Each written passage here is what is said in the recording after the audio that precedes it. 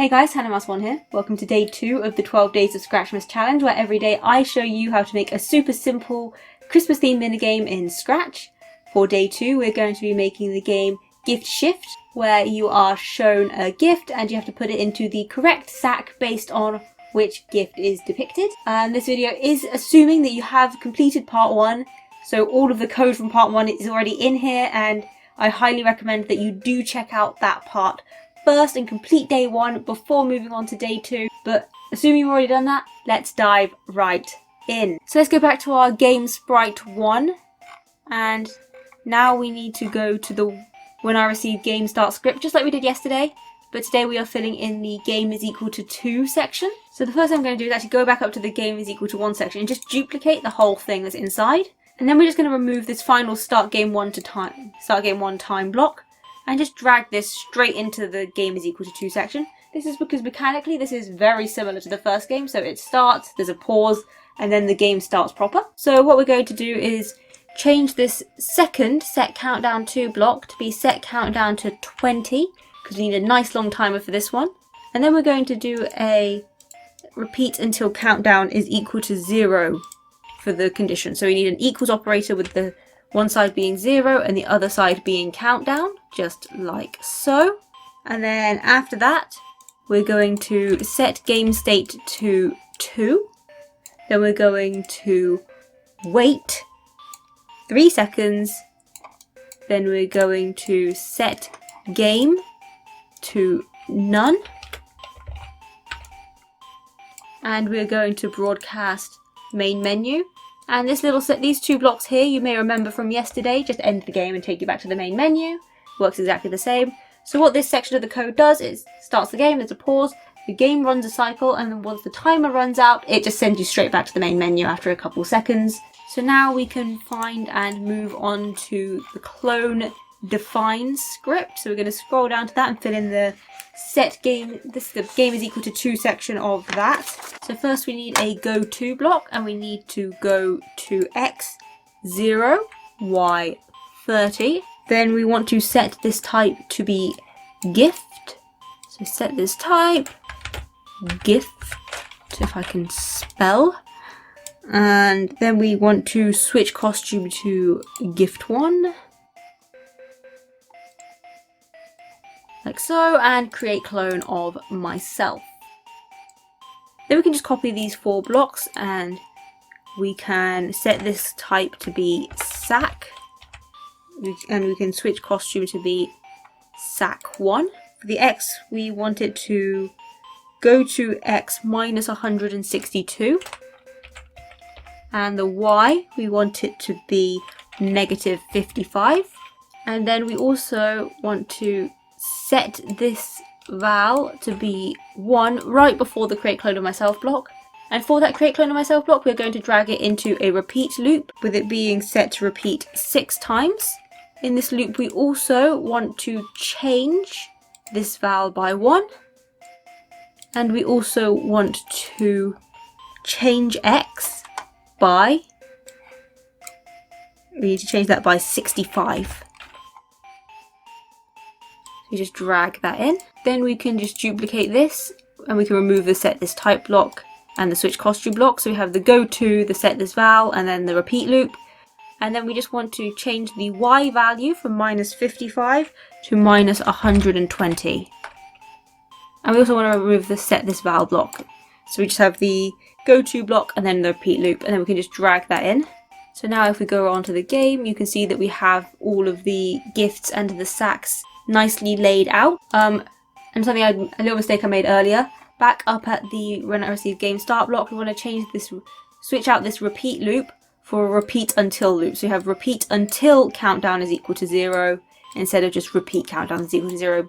Slight oversight on my part, I am so sorry. Just quickly change that, and now you can see that the countdown will actually work as it's supposed to, and you test the game.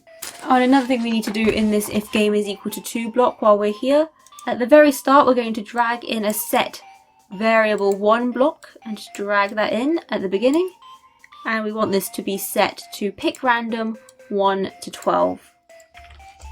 This will just dictate which of the presents is the first one to be given to the player. Scrolling down now to the when I start as a clone script.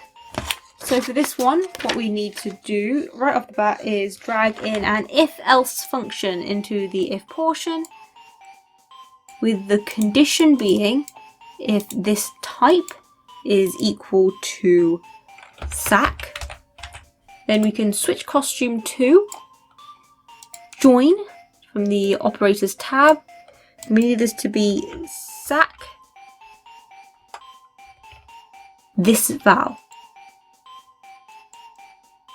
And then to just give them a nice little mouse over effect, we're going to drag in an if-else function. If touching mouse pointer looks set size to be 105, else set size to 100. And we want another if-else function. We're going to drag this in after the if touching mouse pointer one. And then we want to set if game state is equal to 1. In that case, we're going to set brightness effect to 0, else we're going to set brightness effect to -25. This just means that when you can't click them because the game's still in its loading state, it looks like you can't click them. It just adds a bit more visual feedback for the player so that they're not like, oh, why can't I click these yet? It just helps. Then in the else portion, we're going to drag in an if function with the condition if this type is equal to gift. Again, if I could spell, that would be very helpful. What's wrong with me today? There we go. If this type is equal to gift, then we're going to take the if game state is equal to 1 function, just duplicate that and change it to be if game state is equal to 0. We can remove the brightness blocks. In the if portion, we're going to hide, else we will show. Then we're just going to duplicate this again. If game state is equal to 1, we will switch costume to join gift and variable 1, else we will switch costume to, scrolling down until you find the time costume, which is here somewhere. I know it's here somewhere. Oh, there we are. Switch costume to time. Drag that in. So now you can see that we have the countdown, we have all of the grayed out sacks, and then the first gift appears. We just quickly scroll down to the when this sprite is clicked script, which we have, quickly scroll down here, here we are. When this sprite is clicked, if game is equal to 2. So what we want in here is an if function, and we're going to drag an and operator into the condition space of that. Into one side, we're going to, if this type is equal to sack, and for the other side, we want it to be if game state is equal to 1.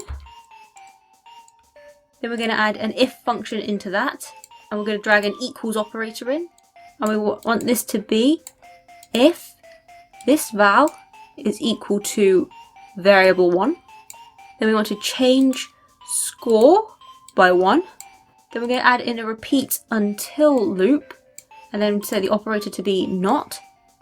And we can copy paste in that this val is equal to variable 1, and we can set variable 1 to be pick random 1 to 12. This just means that you can't get the same one twice in a row, which feels a bit janky. It's always nice for it to be a different one, so you have to look around for it. It feels good. So this then resets that. So let's give this a quick play test then, shall we?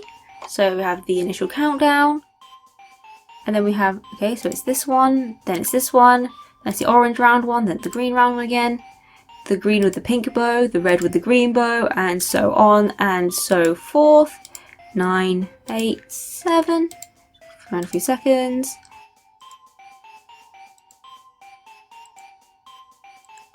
You can see, and then it says time's up, a few seconds, and then kicked you back to the main menu. So all we need to do now is add in a few sound effects. So while we're on this when the sprite is clicked script, we're going to add a correct sound to the into the if this val is equal to variable 1 if function. And then we're going to scroll back up to the game start section. And then when it sets game state to 2, we're just going to start sound incorrect, just to have a just time's up. Oh. And that's all we need for that. So, thanks for watching. I hope you enjoyed this video. Like and subscribe if you did. It lets you know that this is something that you want to see more of. Apart from that, I will see you tomorrow with part 3 of the 12 Days of Scratchmas challenge. Bye!